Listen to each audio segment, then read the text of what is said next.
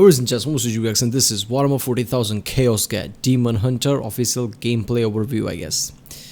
Yeah, check out the latest Warhammer 40,000 Chaos Guide Daemonhunters developer diary. Okay, so this is from 1998. What? Oh, I guess this is a sequel to that, but the YouTube is just seeing the old one. All right, so let's do this one. I love Warhammer content all around, but Warhammer games are great too. Apparently, the Space Marine, basically, I've seen that it's great. Mechanicus is also looking awesome, right? And Total Warhammer, obviously, everybody knows about that. So let's watch this one.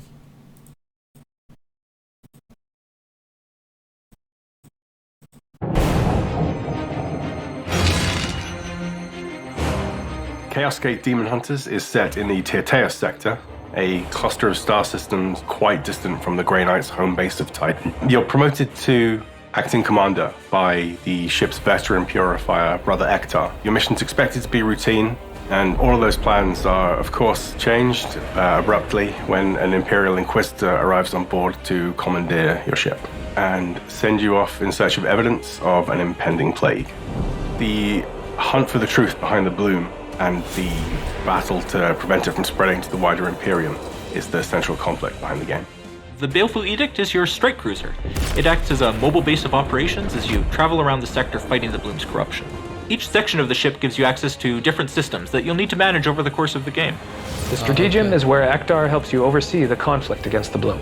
From here you can access the barracks, which houses your knights and allows you to manage their equipment and upgrades. You'll also be able to access the armory, which is where you can review equipment made available to you by the Grand Master Varden Kai.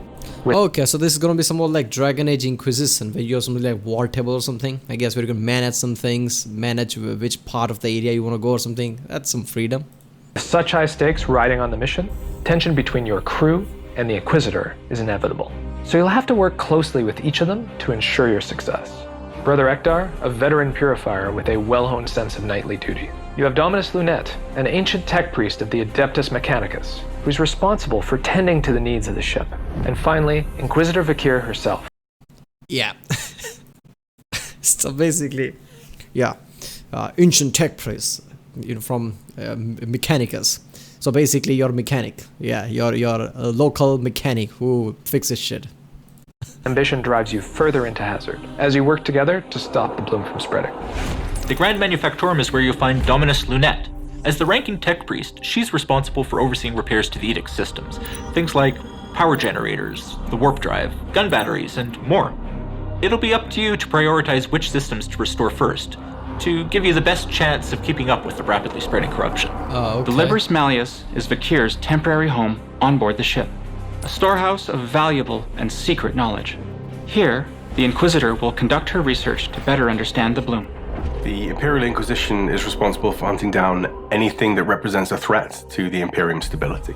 It's organized into several divisions, with the Ordo Malleus and their Chamber Militant. Although she enters this story more or less as a complete outsider to the rest of the crew, her rank as an Imperial Inquisitor gives her the authority to step in and seek out the Grey Knight's help.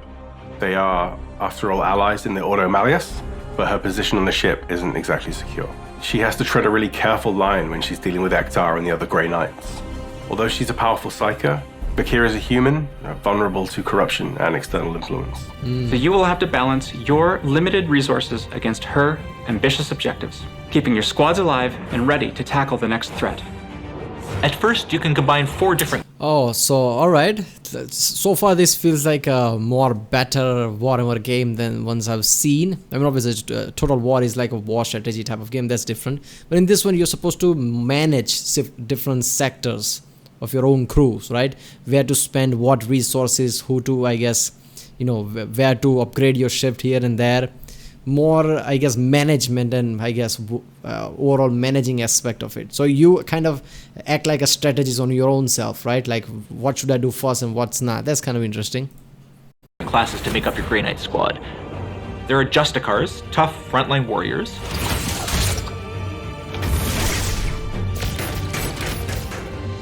Interceptors, fast and mobile skirmishers. Purgators, they're heavy weapon specialists. There you go. And the Apothecary, a powerful healer and support unit. As the game progresses, you'll open up access to an additional 4 specialized classes, each with their own unique abilities and tactical options to diversify your squad. One of the biggest challenges in designing a game about the Grey Knights was in capturing their distinct approach to combat. Their war gear is very unique for an Astartes. With melee weapons being a central part of their identity, their battle plan is typically geared towards getting up close and personal with foes. When fighting at range, you'll still get all the advantages you're used to. You know, things like cover protection, overwatch, suppression, flanking. You can take a shot and you know what kind of damage you're going to do. But our precision targeting system opens up a ton of options for getting down and dirty in melee. To us, that meant giving you tactical incentives to break from cover and charge through hordes of enemies. By getting in... Alright, first of all, aren't Grey Knights supposed to be 1 in every 1,000 Space Marine? They are really, scarce like that. And they are really powerful compared to your Space Marine or something like that, especially when it comes to about, Psyker abilities. So Grey Knights are really elite of the elites in a way. So if you have 3-4 Grey Knights like that, isn't that really overpowering already when fighting chaos? I mean, 1 or 2 Grey Knights on the battlefield is like, okay, this is heavy, but group of Grey Knights like that. Close, you can strike your enemy's weak points to nullify their attacks, break down their defenses, or totally disable their abilities. Stun an enemy, and you open them up to a brutal execution that can give your whole squad a momentum boost to continue the assault. And that doesn't even factor all the extra war gear, master-crafted weaponry, and Oh, okay. You can choose all these different weapons. Okay, Force Sword, Halberd, and Hammer. Alright, I didn't see this is gonna turn into that. Like any RPG game you play, oh, you want to have a short sword, long sword, a mace, whatever, right? An axe. So this is kind of similar like that. Capabilities that will open up even more tactics. Oh, even guns too. Stormbolter, Psy Cannon, okay. Incinerator, yes, there you go. The flamethrower. This is when it said, heavy weapons on, like, yeah, that's the one I want, with the incinerator.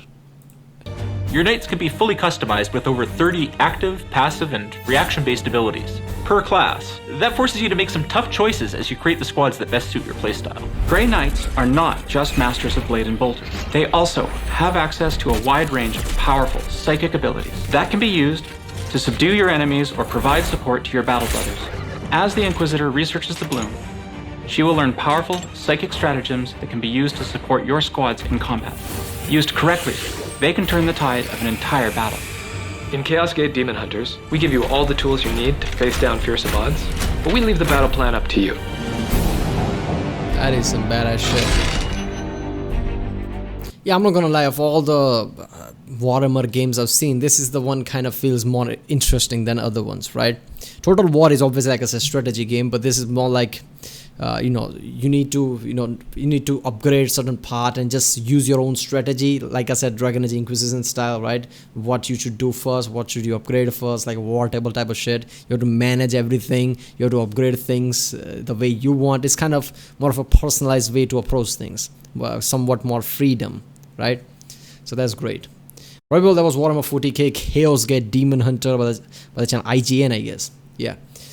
If you like my reaction, don't forget to subscribe, check out the reaction, and check out the cards, and I'll see you next time.